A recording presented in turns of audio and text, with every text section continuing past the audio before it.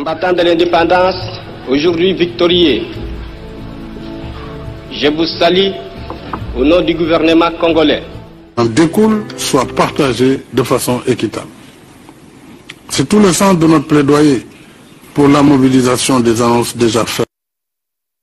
L'engagement financier de 100 milliards de dollars par an de 2020 à 2030, l'affectation à l'Afrique d'une partie des obligations vertes, les fameux Green Bonds, et autres investissements innovants, en rendant aussi les mécanismes d'accès aux finances climatiques plus simples et plus transparents. En plus de l'objectif visant à recueillir 25 milliards de dollars d'ici 2025, nous attendons surtout du programme d'accélération de l'adaptation en Afrique. Nous attendons donc un accompagnement diligent en termes d'expertise pour l'accès des projets et initiatives éligibles au mécanisme de financement vert. Je sais que le Centre global pour l'adaptation travaille dans cette voie. C'est ainsi que le programme répondra de façon concrète aux objectifs qui lui sont assignés à travers ces 4 piliers que je rappelle: technologie numérique, intelligente pour l'agriculture et la sécurité alimentaire, la résilience des infrastructures, l'autonomisation des jeunes et les initiatives financières innovantes. Alors, une autre priorité pour nous concerne l'agriculture résiliente. Au mois de mai dernier, à l'initiative de la Banque africaine de développement, nous avons lancé un plan africain d'urgence pour la production alimentaire à hauteur de 1,5 milliard de dollars, avec comme objectif la production sur le continent de 37,6 millions de tonnes de céréales, de culture vivrière. Je salue la diligence du président Adesina. Et la BAD a déjà approuvé sur 2 mois 1,13 milliard de dollars en faveur de 26 pays africains. Et ce qui fait que déjà la campagne en cours agricole a pu être accompagnée. Je voudrais saluer cette diligence en ces temps de crise. Nous avons besoin de réactions rapides lorsque la situation est une situation d'urgence. L'Afrique est résolument déterminée à dépasser les actions contextuelles pour une transformation agricole adaptée au changement climatique, porteuse d'autosuffisance alimentaire et créatrice d'emplois. Mais pour ce faire, il nous faut développer le nexus énergie ou agriculture résiliente, qui assure la conjonction et la disponibilité des éléments de base, à savoir l'énergie verte, l'eau, l'engrais, des semences et gènes améliorés, ainsi que des équipements post-récolte, y compris la chaîne de froid et des magasins de stockage pour la conservation des produits. Il est important de rappeler que nous avons de très gros taux de pertes post-récolte en Afrique. C'est paradoxal. Alors nous avons d'ailleurs, en collaboration avec la BAD, la Banque africaine de développement, et le Sénégal, une conférence au mois de janvier prochain à Dakar qu'on appelle Feed Africa. C'est justement pour parler de manière concrète de ces sujets sur l'agriculture. Un autre point, et je vais m'arrêter sur ce point, mais très important pour nous, c'est le financement d'une transition énergétique juste et équitable, qui reste une priorité élevée pour l'Afrique. Je ne reviendrai pas sur ce qu'a dit le rapport de l'Agence internationale de l'énergie, sur l'hypothèse de l'utilisation du gaz africain sur 30 ans. Nous ne pourrions augmenter que de maximum 3,5 degrés. Enfin, nous ne serions responsables que de 3,5% des émissions de CO2. C'est-à-dire que nous sommes très loin de cet objectif. Alors, ce qui serait juste et équitable, c'est que l'Afrique continue ses efforts d'adaptation, s'il obtient les financements, mais dans le cadre d'une stratégie de mix énergétique. Une stratégie de mix qui permet d'avoir un baseload comme dans tous les pays du monde. Il faut une énergie de base qui permet de soutenir notre économie. On ne peut pas laisser l'Afrique simplement dans les énergies renouvelables. Là aussi, c'est un discours qu'il faut déconstruire. On n'a jamais vu un pays se développer uniquement avec des énergies renouvelables. Donc il faut que d'abord on accepte de nous accompagner dans un mix énergétique qui permette un baseload, qui permette une énergie compétitive à bon marché. Et bien entendu, il faut le maximum d'énergie renouvelable pour accompagner ce mix. Et déjà, nous y travaillons. Mon pays, aujourd'hui, a 31% d'énergie renouvelable. C'est énorme. Mais on ne peut pas ne pas mettre du gaz, ou si on avait une autre source fossile, de la mettre également pour atténuer le coût de l'énergie sur nos économies. Nous faisons du renouvelable, nous avons déjà un projet de 1000 villages financé grâce au Fonds vert et à la Banque ouest africaine de développement, qui sera financé bientôt. Et c'est dire que, avec les réserves en ressources naturelles, le continent détient un formidable potentiel aussi en hydrogène vert, sans émission de CO2, pouvant répondre à ses propres besoins en énergie et répondre aux besoins mondiaux pour contribuer à la neutralité carbone. C'est dire que, je vais m'arrêter là, qu'il nous reste moins de 10 ans sur le chrono mondial 2030 de l'action climatique et du développement durable. Reste 8 ans précisément. Au-delà des effets d'annonce, il urge de faire face à nos obligations collectives de justice climatique et d'équité économique et sociale vis-à-vis de l'Afrique. Mobilisons-nous donc ensemble pour relever et solidairement les défis globaux qui transcendent les frontières et impactent la vie sur Terre. Il y va de l'intérêt et de la responsabilité de chacun de nos pays, parce que ce n'est pas seulement le sort de l'Afrique qui est en jeu, mais aussi l'avenir de la planète et le destin de l'humanité. Je vous remercie de votre aimable attention. Là, mais maintenant, il est temps d'agir. Président Tchéki, Félix Tchéki. Excellence, Monsieur Macky Sall, président de la République du Sénégal et président en exercice de l'Union africaine. Excellence, Monsieur Nana Akufo-Addo, président de la République du Ghana.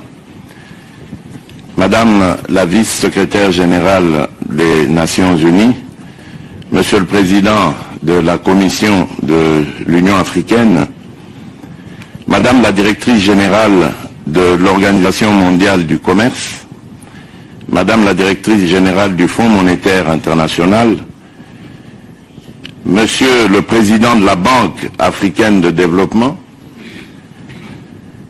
Monsieur Ban Ki-moon, secrétaire général honoraire des Nations Unies et co-chair de la du Global Center of Adaptation, Monsieur le Président de la COP26, Monsieur le Directeur exécutif du Centre mondial sur l'adaptation, cher Patrick, Mesdames et Messieurs, en vos rangs, titres et qualités, distingués invités, je suis heureux de prendre part à ces importantes assises consacrées à l'adaptation en Afrique. À mon tour, je voudrais également déplorer l'absence des leaders des nations industrialisées, ainsi que des représentants du secteur privé, qui sont, comme on le sait, les plus grands pollueurs et qui auraient eu des réponses ici, immédiates, à nos questions. Mais qu'à cela ne tienne, je suis convaincu qu'ils entendront parler de la portée de cet événement, pour lequel d'ailleurs je tiens à remercier les organisateurs de m'avoir invité à partager mes réflexions et porter la voix, ainsi que l'expérience de la République démocratique du Congo qui se positionne véritablement en pays solution face à la menace que représentent les changements climatiques. Nous savons tous combien le dérèglement climatique inhibe les efforts de développement sur le continent africain. Comme vous le savez, l'année dernière, j'ai assuré la présidence de l'Union africaine avant de passer le relais à mon cher frère, le président Macky Sall de la République du Sénégal. Ce mandat m'a permis notamment de prendre la vraie mesure des effets négatifs du changement climatique tels qu'ils se sont produits non seulement dans mon pays, la République démocratique du Congo, mais bien plus. J'ai constaté de visu les ravages énormes causés par le changement climatique dans d'autres régions et pays d'Afrique. Il se pose dès lors le sentiment d'injustice ressenti par le peuple africain. En effet, le continent africain est celui qui a le moins d'impact sur le changement climatique, mais paradoxalement subit la majorité des conséquences de ces fléaux. Mesdames et messieurs, en 2015, conscients de l'impact accru du changement climatique en Afrique, les pays africains ont lancé l'initiative d'adaptation pour l'Afrique afin de réduire la vulnérabilité du continent face au changement climatique. 7 ans plus tard, les effets de la mise en œuvre de cette initiative se font encore attendre. Les fonds promis ne sont pas versés. Nos partenaires de développement s'étaient engagés à nous attribuer 100 milliards de dollars par an avant 2020. Ces fonds devaient servir à appuyer les efforts faits par les pays en développement. Mais force est de constater que cet engagement n'a pas été respecté. Entre-temps, les impacts qui devaient se produire avant 2020 ont augmenté de façon spectaculaire. Les événements climatiques extrêmes ont gagné en fréquence et en intensité. Leurs impacts ont même dépassé l'afflux des fonds du climat. Mesdames et messieurs, il ressort dès lors de l'engagement à nous verser quelques 100 milliards de dollars par an, paraît soudain bien en deçà de ce qui serait nécessaire. Pour être précis avec les chiffres, alors que l'on estime que l'Afrique aurait besoin d'environ 36 milliards de dollars par an pour faire face aux impacts négatifs actuels du changement climatique, elle n'en perçoit que 6 milliards en ce moment. L'Afrique est lésée à la fois par le changement climatique et par le financement climatique. Pour vous donner une idée de ce que cela représente, retenez qu'au cours des premiers mois de la pandémie de la Covid-19, environ 11 000 milliards de dollars avaient été levés dans le monde. Alors que nous luttions déjà contre l'impact du changement climatique, la Covid-19 et la tempête économique de la flambée des prix du carburant et des denrées alimentaires sont venus s'ajouter, frappant ainsi durement l'Afrique. La pandémie a plongé l'Afrique subsaharienne dans sa première récession depuis plus d'un quart de siècle. Elle a pratiquement stoppé l'élan du continent vers le développement économique. En tant que président de l'Union africaine, j'avais dirigé l'élaboration du plan d'action pour la relance verte de l'Union africaine qui portait à la fois sur la Covid-19 et le changement climatique. Il nous fallait affronter ces deux crises en même temps. J'ai donc été heureux que le Centre mondial pour l'adaptation et la Banque africaine de développement s'associent en créant le programme d'accélération de l'adaptation en Afrique qui est aligné sur le plan d'action pour la relance verte.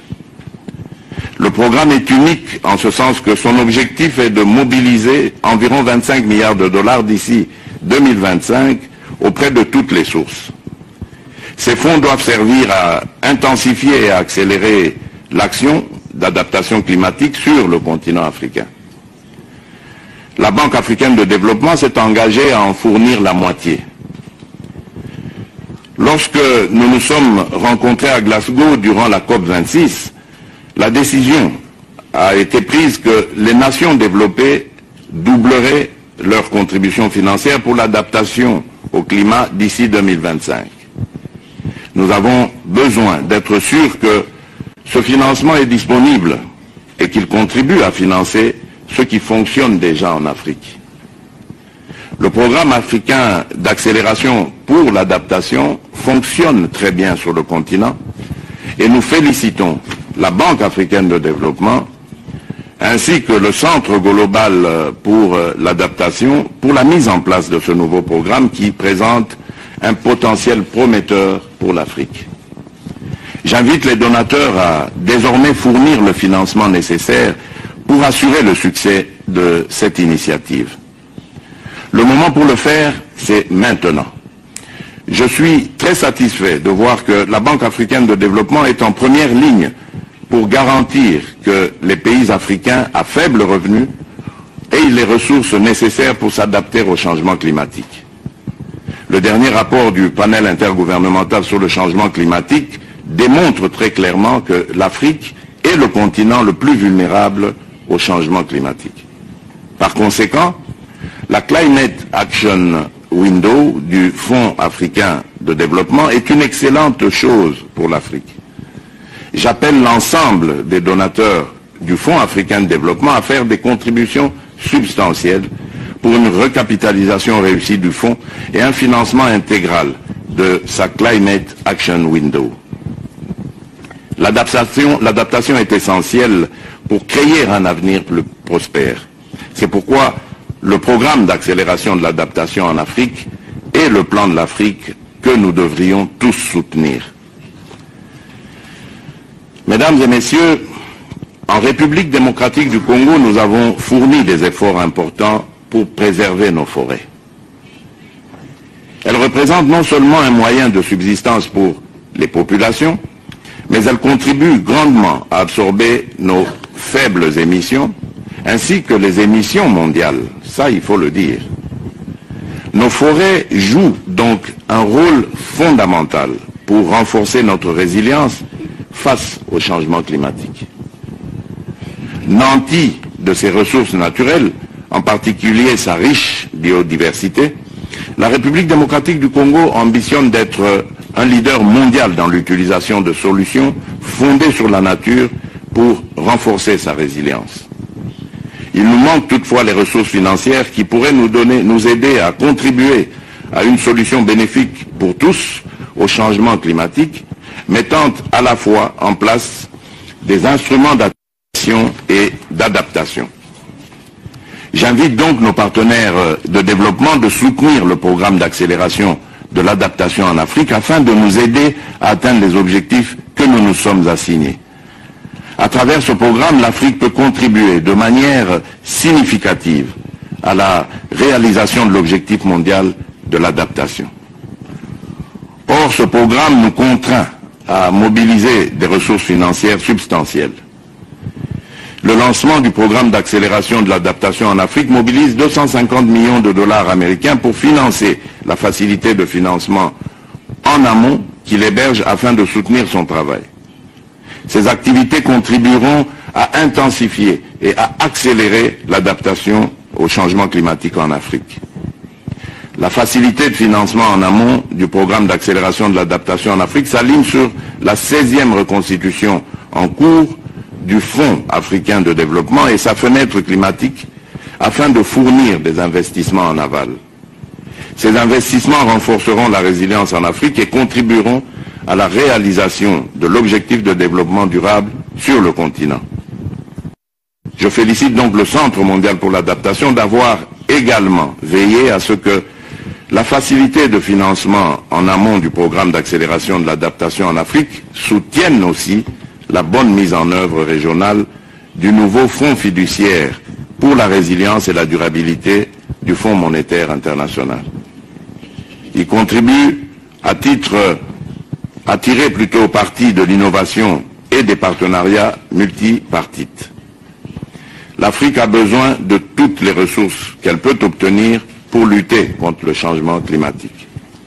Excellences, messieurs les chefs d'État, Excellences, mesdames et messieurs,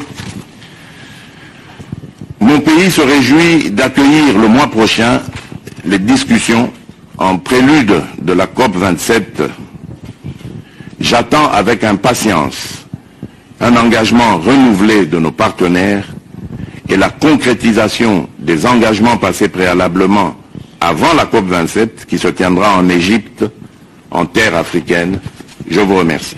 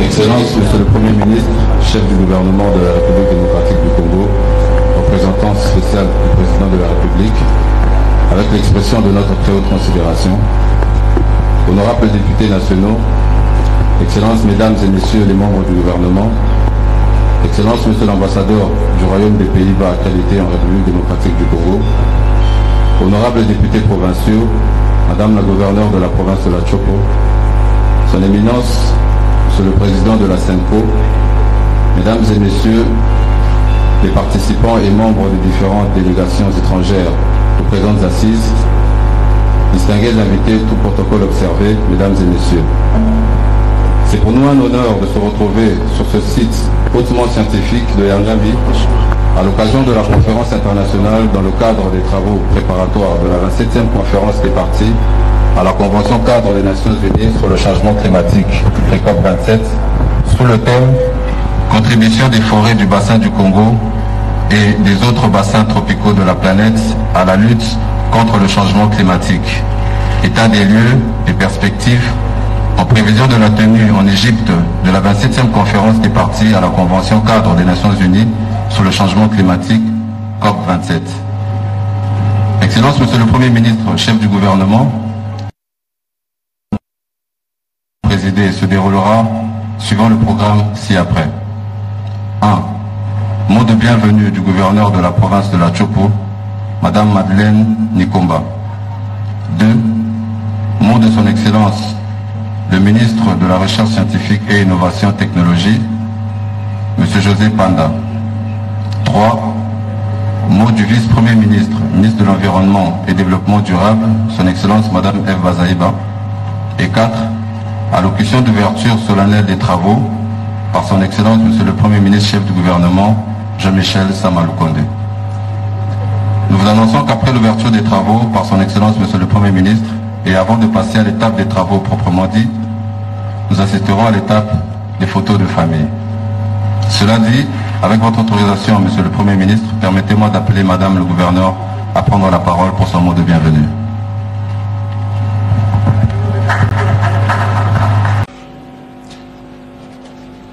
Excellences, Monsieur le Premier ministre, chef du gouvernement, représentant personnel du président de la République, Félix Antoine Tshisekedi, avec l'expression de ma très haute considération. Honorables députés, Excellences, Madame et Messieurs les membres du gouvernement et très chers collègues, Son Excellence, Éminence, Monsieur le Président SEMCO, Messieurs les secrétaires généraux, chers scientifiques, distingués invités, chers participants, mesdames et messieurs, à vos titres et qualités respectifs, c'est pour moi, en tant que ministre de la Recherche scientifique et innovation technologique, un grand honneur et un plaisir de m'adresser à vous aujourd'hui au centre de la forêt tropicale de la République démocratique du Congo. Permettez-moi avant toute chose de vous souhaiter la bienvenue dans notre centre de recherche d'INERA Yangambi à l'occasion de l'ouverture officielle de la conférence scientifique internationale et des travaux préparatoires de la 27e conférence des parties à la Convention cadre des Nations Unies sur les changements climatiques.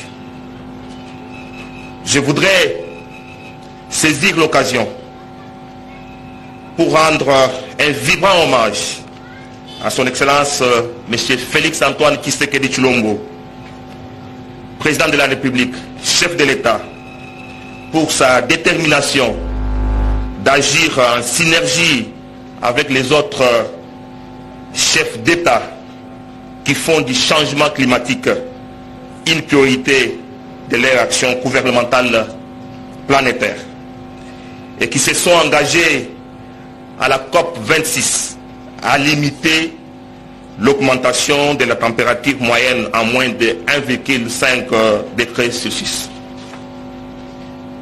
Ma grande gratitude s'adresse aussi à son Excellence M. Sama Lukonde Kyenge, Premier ministre ici présent, chef du gouvernement, pour avoir inscrit dans le programme d'action de son gouvernement en pilier 5, axe 15, la régionalisation de la politique environnementale dans le cadre de la lutte contre les changements climatiques comme stratégie de la bonne gouvernance et de faire de la RDC, notre pays, un pays solution. C'est aussi pour moi l'occasion de saluer la présence ici à Yangambi, à ces assises des chercheurs, des scientifiques de très haut niveau qui ont accepté de faire les longs déplacements dans la province de la Chopo et de séjourner durant 3 jours pour partager leur expérience relative aux impacts du changement climatique. À vous tous et à chacun, je vous souhaite encore une fois de plus la bienvenue dans ces prestigieux cadres de l'Institut national pour l'étude et de la recherche agronomique INERA Yangambi, direction provinciale du ministère de la Recherche scientifique et innovation technologique. Je vous invite à donner le meilleur de vous-même pour contribuer efficacement à la préparation de la prochaine 27e conférence des parties qui aura lieu en Égypte. Excellences, Monsieur le Premier ministre, Mesdames et Messieurs distingués invités, plusieurs études scientifiques ont démontré que les forêts tropicales sont particulièrement riches et diversifiées en espèces végétales et récorchent des espèces animales emblématiques. Elles sont parmi les plus importantes de la planète en termes de biodiversité et rendent d'énormes services aux communautés qui y vivent. C'est pourquoi la gestion durable de ces ressources naturelles renouvelables est indispensable pour contrer, limiter et diminuer les pressions anthropiques qu'elles subissent. Dans ces domaines, la RDC, notre beau pays, qui compte 2/3 de la forêt du bassin du Congo, avec une importante biodiversité et des ressources naturelles pouvant à ses assises jouer un rôle clé dans la lutte contre les changements climatiques, présente bien des atouts pouvant solutionner la crise climatique. Comme l'avait bien souligné son Excellence, Monsieur le Président de la République, chef de l'État, dans son discours à la COP 26. Excellence, Monsieur le Premier ministre, chef du gouvernement, le réchauffement actuel n'est pas un aléa de la longue histoire climatique de la Terre. Il est la conséquence d'erreurs, d'excès, de l'indifférence que par ignorance ou par aveuglement, l'humanité a trop longtemps manifesté à l'écart de son environnement. Le ministère congolais de la recherche scientifique et innovation technologique voudrait attendre de ces assises des options pratiques et des politiques scientifiques innovantes en vue de renforcer la protection et la sauvegarde des écosystèmes. Excellence, Monsieur le Premier ministre, chef du gouvernement, représentant personnel de son Excellence, Monsieur le Président de la République, chef de l'État, mon vœu le plus ardent est, d'une part, que cet événement apporte des contributions scientifiques pertinentes et des recommandations phares allant dans le sens de nous faire bénéficier de nos ressources naturelles et de pouvoir les valoriser, de comprendre leur fonctionnement et surtout leur contribution face au changement climatique.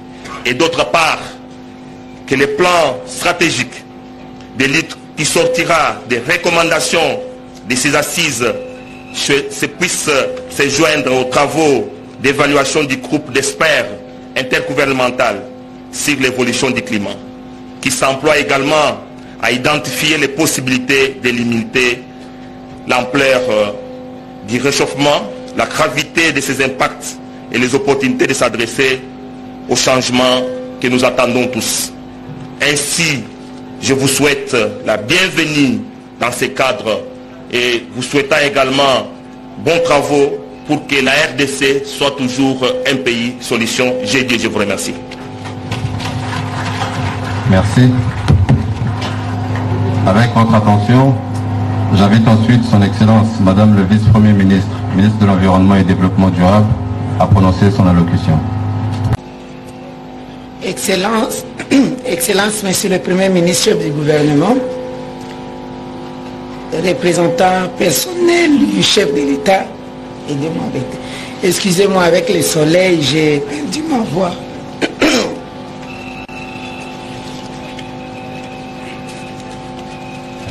Excellence, Monsieur le Premier ministre, chef du gouvernement et représentant personnel du chef de l'État, honorables députés nationaux, Excellence, Monsieur le Vice-Premier ministre, ministre d'État, ministre et vice-ministre, chers collègues, Excellente Madame la gouverneure de la province de la Chopo, Son Éminence, le président de la SENCO et évêque de Kisangani, Mesdames et Messieurs, députés provinciaux, ministres provinciaux et autorités locales de la Chopo, Excellences, Messieurs les ambassadeurs ici présents et les ambassadeurs représentés, Messieurs les représentants du PNUD en République démocratique du Congo ici représentés, Messieurs les représentants de l'UNESCO en République démocratique du Congo, chères autorités locales et traditionnelles, chers experts scientifiques, internationaux, nationaux, régionaux et locaux, j'aimerais tout d'abord rendre grâce à Dieu pour l'opportunité de cette journée spéciale. Ensuite, saluer spécialement la présence du Premier ministre, chef du gouvernement et représentant du chef de l'État à ces assises. Ceci nous encourage et nous donne le droit d'espérer à faire revivre Yangambi en son temps. Monsieur le Premier ministre, la présence de plusieurs nations venues contribuer aux réflexions sur l'avenir des forêts de la RDC, du bassin du Congo et des autres bassins tropicaux de la planète ici est une aubaine, est une opportunité à saisir pour la République démocratique du Congo. Il s'agit notamment des délégations que j'aimerais saluer ici.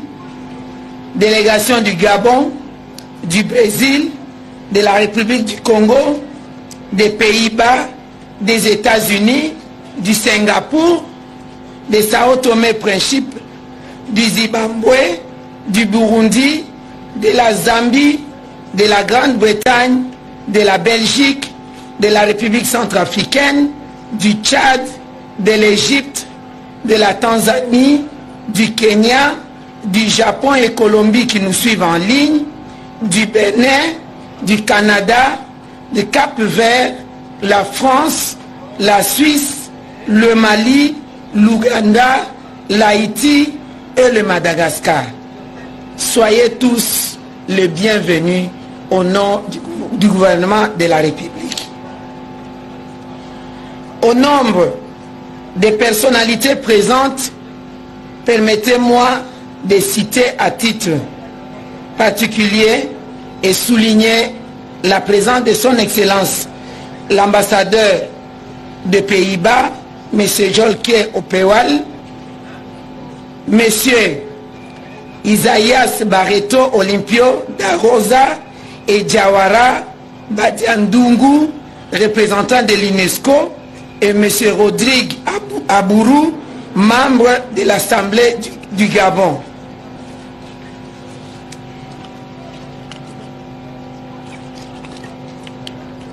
J'aimerais aussi citer le coordonnateur des CIFOR pour l'Afrique. J'aimerais aussi citer la présence de l'Université du Singapour et M. Lewis de la Grande-Bretagne. Sans oublier celui que j'appelle toujours le patron de la Tour à Flux, le professeur Pascal Box et ses collègues pour leur présence ici. Je ne peux pas passer inaperçu la presse internationale, régionale et nationale qui nous accompagne.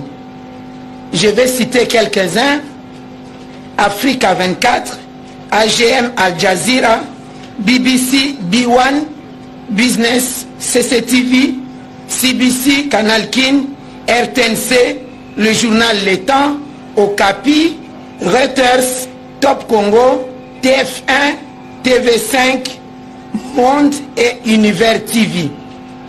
Et bravo à TV5 pour les directs en train d'organiser. À partir de Yangambi, nous sommes suivis dans le monde entier.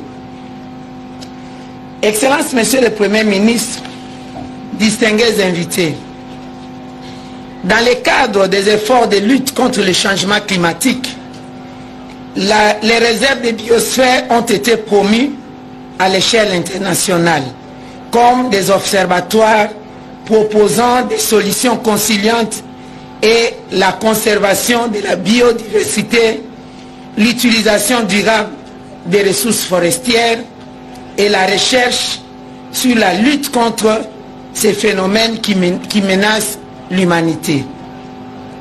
Ainsi, j'interviens très brièvement pour préciser la raison pour laquelle la République démocratique du Congo a choisi la réserve de la biosphère de Yangambi pour abriter les segments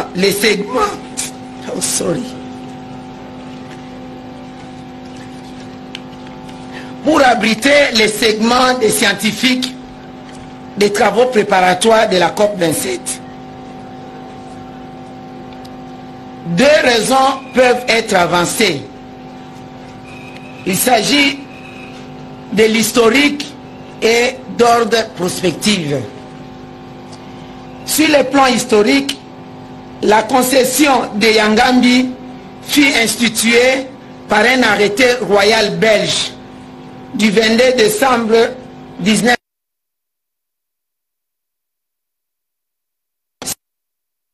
629 700 hectares, située à cheval sur le majestueux fleuve Congo. Elle fut dès lors intégrée au domaine public de l'État.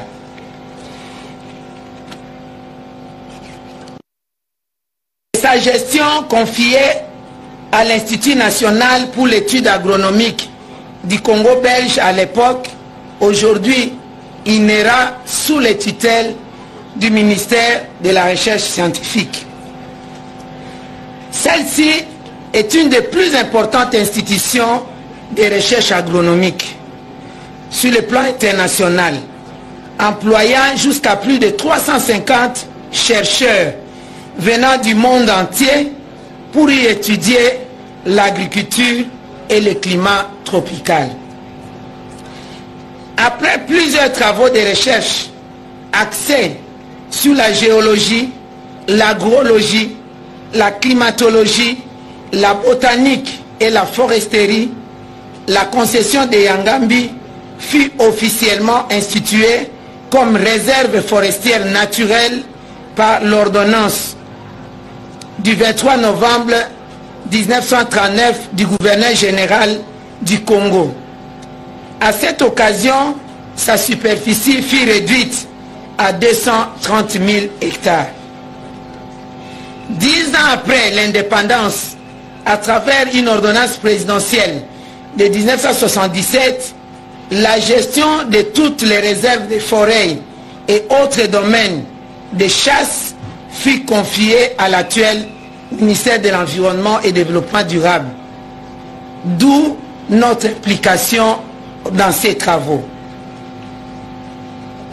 En 1979, comme pour couronner les efforts du gouvernement de la République démocratique du Congo, l'UNESCO a reconnu les réserves de Luki dans le Congo central, de Yangambi dans l'actuelle province de la Chopo, comme faisant partie du réseau mondial des réserves biosphères. Ce qui explique qu'au niveau international, ces réserves devraient bénéficier du regard du réseau mondial des réserves de biosphère sous la juridiction de l'État congolais. Ces soutiens devaient viser notamment un support logistique pour appuyer et encourager les activités de recherche, d'éducation, de formation et de surveillance continue en relation avec les activités d'intérêt local, national et global visant à la conservation et le développement durable dans le cadre de la lutte contre le changement climatique. Sur le plan prospectif, la structure typique de la réserve biosphère de Yangambi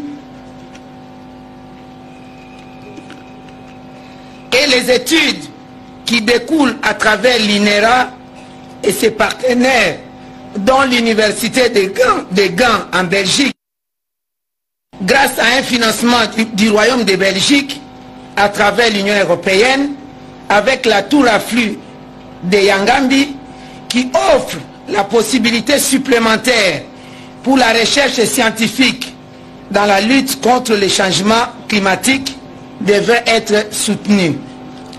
C'est grâce à cette tour à flux que le monde sait aujourd'hui que les forêts du bassin du Congo séquestrent à l'hectare plus de dioxyde de carbone que les forêts des autres bassins tropicaux de la planète.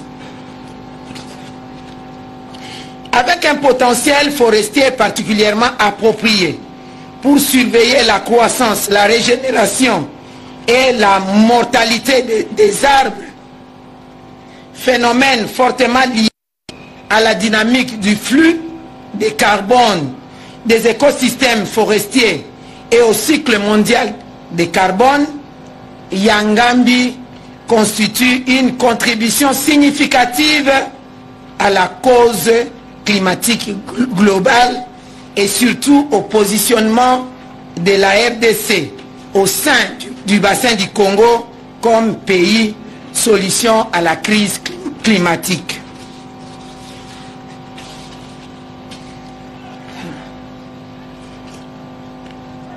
Au-delà de tout ce qui a été dit, Yangambi aujourd'hui est en ruine.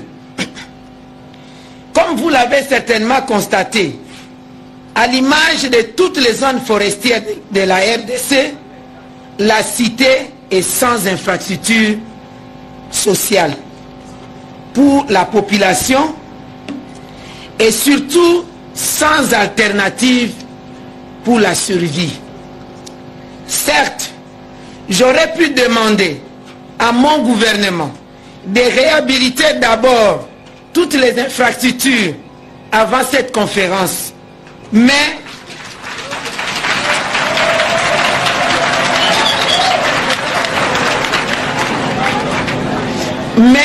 cela aurait été du simple maquillage. Yangambi et le reste de la RDC du bassin du Congo avaient besoin d'un changement radical en vue d'améliorer notre capacité à protéger nos forêts que nous partageons dorénavant avec le reste du monde du fait du changement climatique. Comme considérés comme le poumon de l'humanité, nous méritons une attention particulière.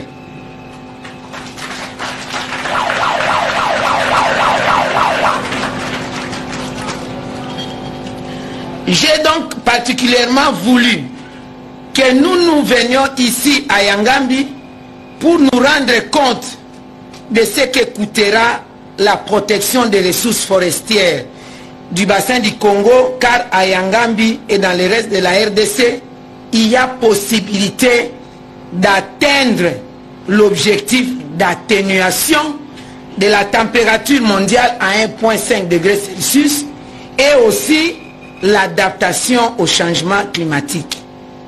À condition que les uns et les autres, nous puissions tenir compte de nos engagements internationaux. Il s'agit ici de tenir compte de la compensation de ceux qui protègent la forêt. C'est ainsi mon plaidoyer pour l'amélioration de la finance climat destinée au bassin du Congo. Il y a dans le bassin du Congo un fonds bleu climat initié par son Excellence le président Denis Sassou Nguesso de la République du Congo, soutenu par tous les pays du bassin du Congo, y compris la RDC. Pourquoi ces fonds devaient-ils rester vides jusqu'à ce jour? Qui hésite à financer l'adaptation et l'atténuation au changement climatique dans les bassins du Congo, alors que les bassins du Congo constituent la survie de toute l'humanité? C'est d'ailleurs l'une des raisons majeures pour lesquelles ce segment des scientifiques de la pré-COP 27 est organisé à ce site.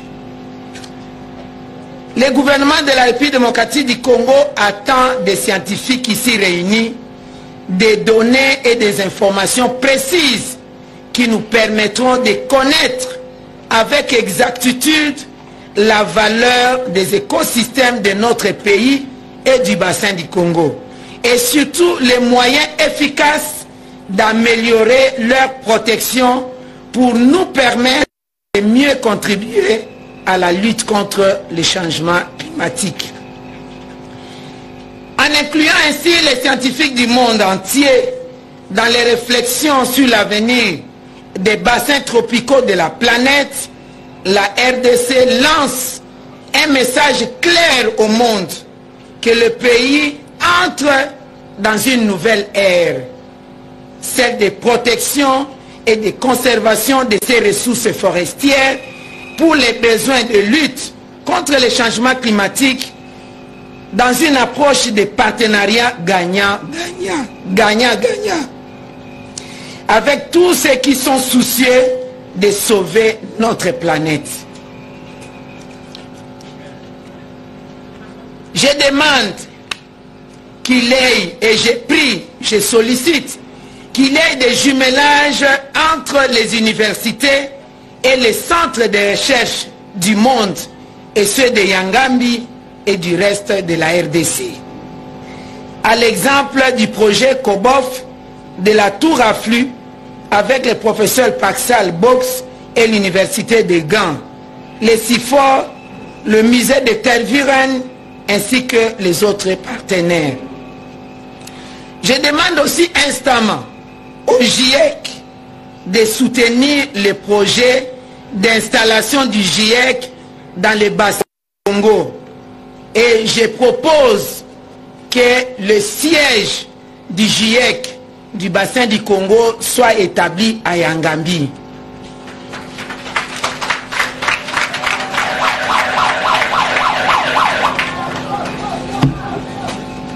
Je termine, Excellence, Monsieur le Premier ministre,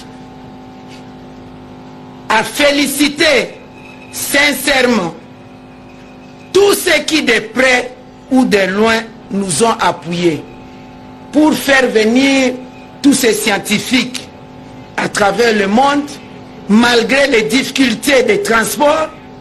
Et aussi et surtout, je voudrais particulièrement remercier la communauté locale, la communauté traditionnelle de Tolombo, ici à Isangi, à Yangambi, pour avoir accepté de nous accueillir. Et surtout, pour avoir accepté à ce que nous puissions faire sortir Yangambi de sa clandestinité. Et que désormais, tous les scientifiques qui sont ici et le monde entier qui nous suit sachent que c'est ici, chez le Tolombo, c'est ici à Isangi, c'est ici dans la province de la Chopo, c'est ici en République démocratique du Congo, c'est ici dans le bassin du Congo que nous sommes en train de contribuer pour sauver l'humanité. Et que nous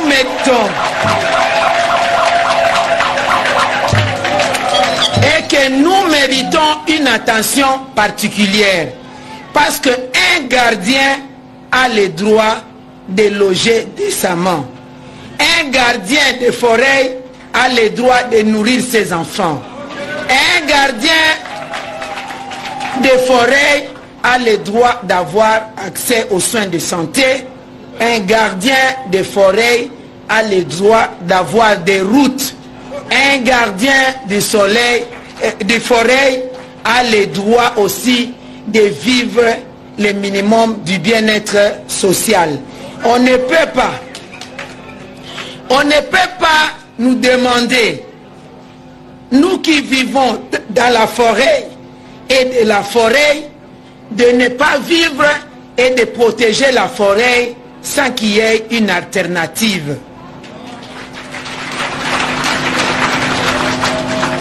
Excellence, Monsieur le Premier ministre, avec l'expression de mon profond respect, je vous remercie. Merci. Très respectueusement, je prie à présent son Excellence Monsieur le Premier ministre, chef du gouvernement de la République démocratique du Congo, représentant personnel du chef de l'État, à bien vouloir prendre la parole pour prononcer son discours qui marquera l'ouverture des travaux.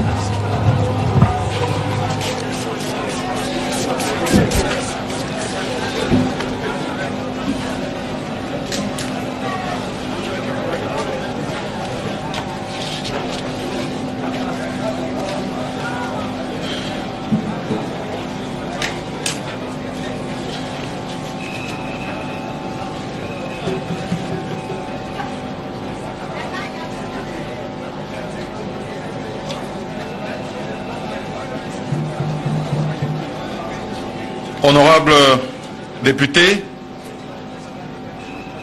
Madame le vice-premier ministre de l'Environnement et Développement durable,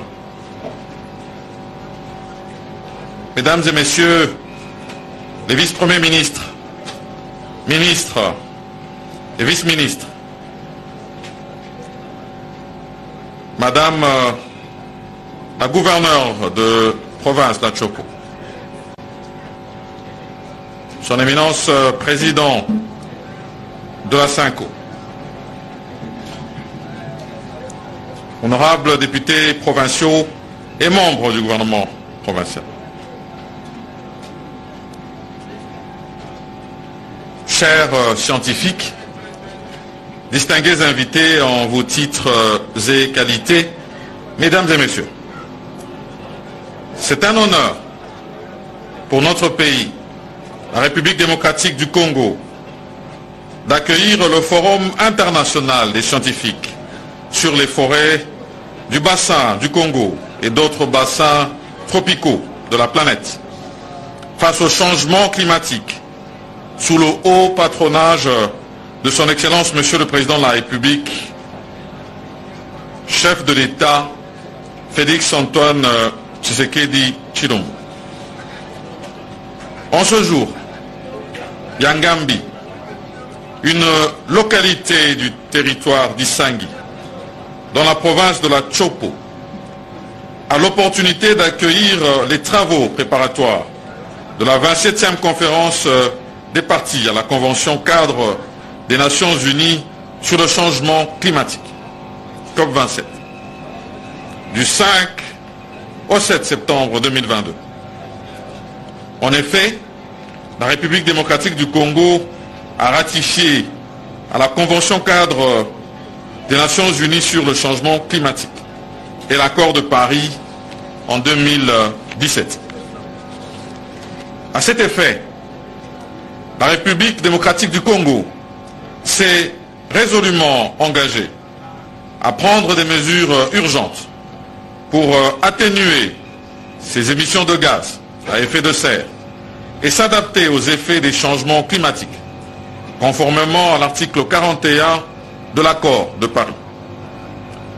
Elle a également soumis ses 3 premières communications nationales sur le changement climatique à la Convention cadre des Nations Unies, respectivement en 2001, en 2009 et en 2015, et est en train de préparer sa 4e communication nationale et finaliser son premier rapport biennal actualisé. Le changement climatique est aujourd'hui le phénomène au centre des enjeux économiques, politiques et environnementaux, à cause duquel les États sont appelés à poser des actions concrètes en vue d'éviter le cataclysme climatique planétaire que président les experts. Face à la triple crise planétaire, changement climatique, perte de la biodiversité et pollution, la République démocratique du Congo se présente désormais comme pays solution. La vision de la République démocratique du Congo en matière de lutte contre le changement climatique est de promouvoir une économie verte, résiliente et à faible émission de carbone, en gérant rationnellement et durablement ces importantes ressources naturelles, afin de garantir l'équilibre écologique et le bien-être social, économique, culturel et environnemental de sa population. Il s'est donc avéré crucial de rassembler les scientifiques spécialisés dans les questions des forêts, ressources en eau, changement climatique, finances climatiques et des disciplines connexes. Cependant, les réflexions des scientifiques ne se limiteront pas qu'au bassin du Congo, mais s'étendront également aux autres bassins tropicaux de la planète, notamment les bassins de l'Amazonie et de l'Indonésie, lesquels rendent les mêmes services écosystémiques à l'humanité et sont souvent confrontés à des problèmes similaires de protection et de préservation. La conférence vise à réfléchir sur la contribution des forêts du bassin du Congo et des autres bassins tropicaux de la planète à la lutte contre le changement climatique et sur les stratégies visant leur protection et préservation au regard des moteurs directs et indirects actuels de déforestation. Je fonde l'espoir pour sortir de ce forum international des options pratiques, politiques et scientifiques innovantes seront proposées en vue de renforcer la conservation et la sauvegarde de ces écosystèmes dans le but de garantir le développement socio-économique vert des populations du bassin du Congo, qui en tant que premier gardien de ces forêts et de sa biodiversité doivent en être les premiers bénéficiaires. Et ici, au vu de l'intérêt qui est suscité autour de nous par les populations de Yangambi, ici, à Isangi, dans la province de la Chopo, et du plaidoyer aussi convaincant, nous développé tout à l'heure par la vice-première ministre et ministre de l'Environnement, je pense qu'il sera bien capté par tous.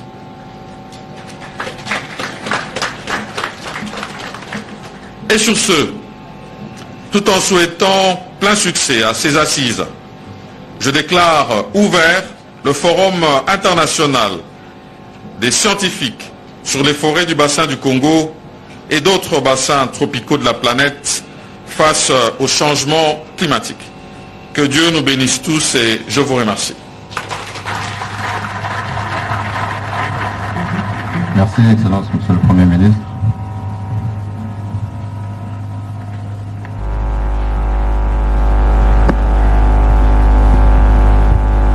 Excellence, Monsieur le Premier ministre, chef du gouvernement de la République démocratique du Congo, représentant personnel du chef de l'État, avec l'expression de notre très haute considération, honorables députés nationaux, Excellences, Mesdames et Messieurs les membres du gouvernement, Excellences, Monsieur l'ambassadeur du Royaume des Pays-Bas accrédité de la République démocratique du Congo, honorables députés provinciaux, Madame la gouverneure de la province de la Chopo, Son Éminence, Monsieur le Président de la SENCO, Monsieur le représentant de l'UNESCO, Mesdames et Messieurs les ministres provinciaux, Mesdames et Messieurs les membres de la société civile, Mesdames et Messieurs les participants et membres des différentes délégations étrangères aux présentes assises, distingués invités, tout protocole observé, Mesdames et Messieurs, c'est par ici que se termine la première partie de notre programme. Et comme annoncé, nous allons assister aux séances des photos de famille avec les différents participants. Et voilà Mathieu Modibango, comme on l'avait annoncé tout au début de ce programme.